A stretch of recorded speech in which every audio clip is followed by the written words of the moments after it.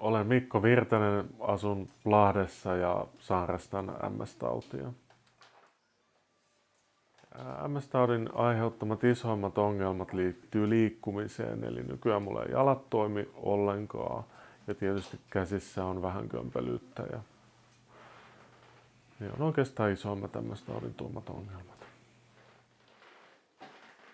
Minulla on kattonostin, koska jalkani ei toimi ja tarvin siirtymiseen apuvälinettä, eli pystyn itsenäisesti käymään vessassa ja sänkyyn siirtymiset ja muut helpottuu.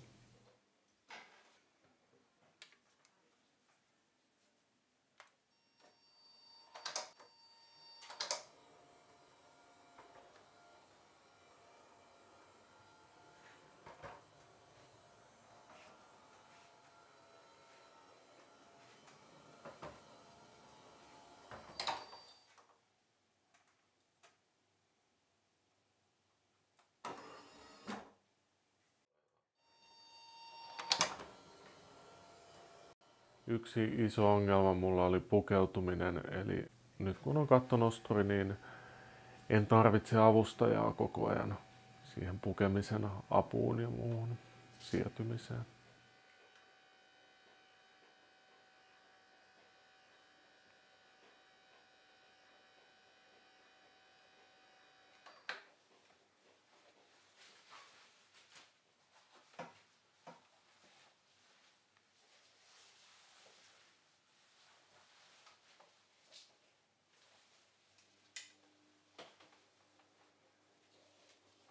Työskentelen Teknovarella elektroniikkateollisuudessa tuotannon teknisenä tukihenkilönä. Ohjelmoin siellä tuotannon robotteja pyörätuolista käsin ja työnantaja on asentanut minulle myös työpaikan WC-tiloihin kattonostimen.